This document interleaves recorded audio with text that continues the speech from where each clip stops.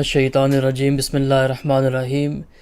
Due to certain programs happening, we were unable to continue our daily dars from the philosophy of the teachings of Islam, from the books of Sayyidina Hazrat Aqdas Masih Maud alayhi salatu wasalam. So from today, inshallah, as per our routine, we will continue delivering that dars. In the previous dars, just to bring everyone up to date, we were discussing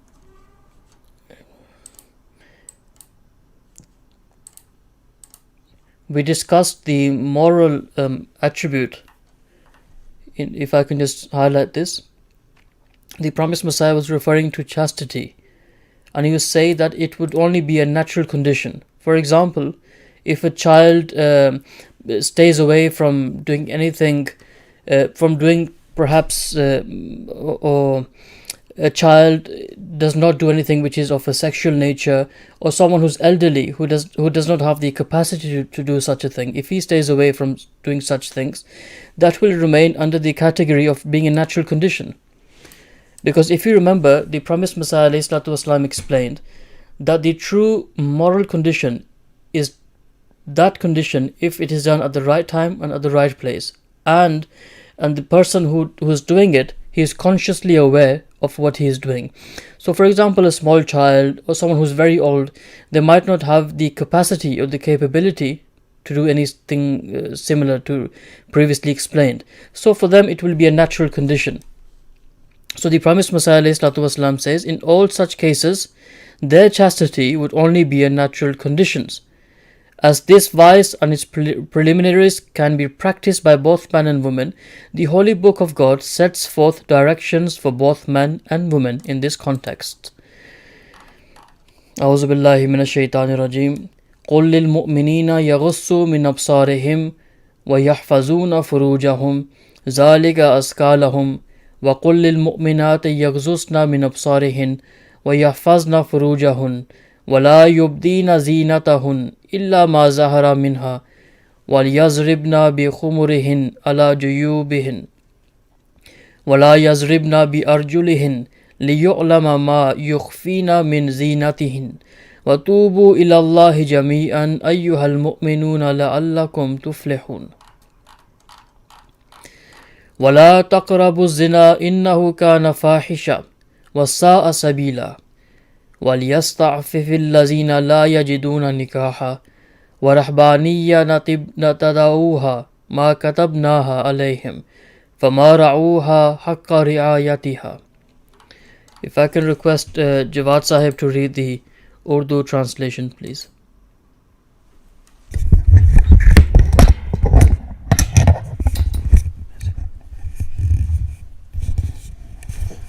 اعوذ باللہ من الشیطان الرجیم. بسم اللہ الرحمن الرحیم.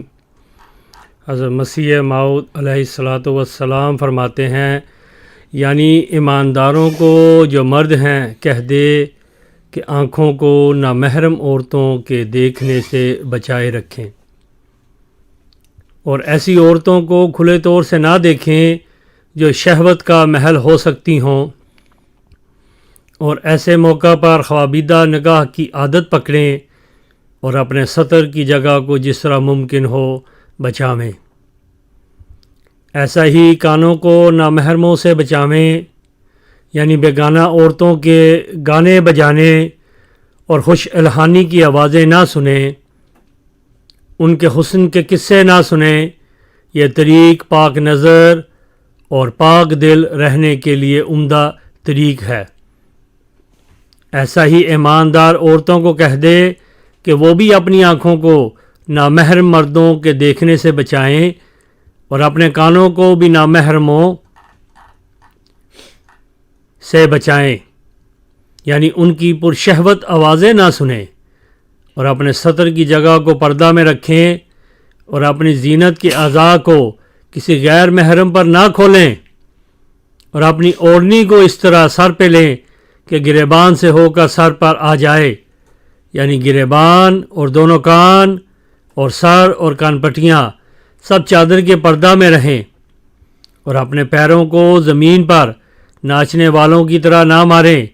یہ وہ تدبیر ہے کہ جس کی پابندی ٹھوکر سے بچا سکتی ہے. जज़ाकमुल्लाह व अहसनल जज़ा.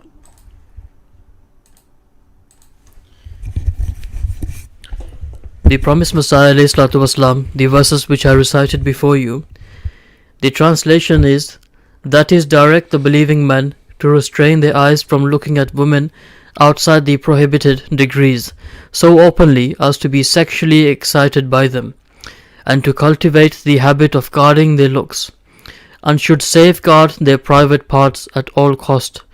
Likewise, they should restrain their ears from outside the prohibited degrees, that is, they should not listen to the singing or beguiling voices of women outside the prohibited degrees, nor should they listen to descriptions of their beauty. This is a good way of preserving the purity of their looks and hearts. In the same way, direct believing women that they should restrain their eyes from looking at men outside the prohibited degrees, and should safeguard their ears against listening to the voices of such men.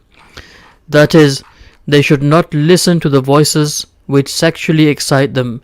They should cover up their beauty and should not disclose it to anyone outside the prohibited degrees. They should draw their head coverings across their bosoms and should thus cover up their heads and ears and temples. They should not strike their feet on the ground like dancers. These are directions following which one can safeguard against moral stumbling.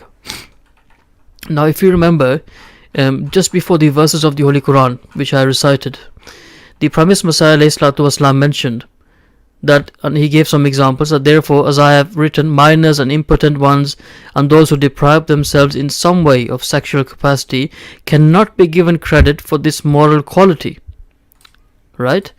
So the verses of the Quran, which I read just in the beginning, show that for us to reach that spiritual stage, that moral quality, meaning from the natural quality to the moral quality, we need to understand these verses of the Holy Quran and then lead a life abiding by these verses and commandments of the Holy Quran. So these verses will take us from the natural condition to the moral condition. Jazakumullah al jaza. Until tomorrow, assalamu alaikum wa rahmatullahi wa barakatuh.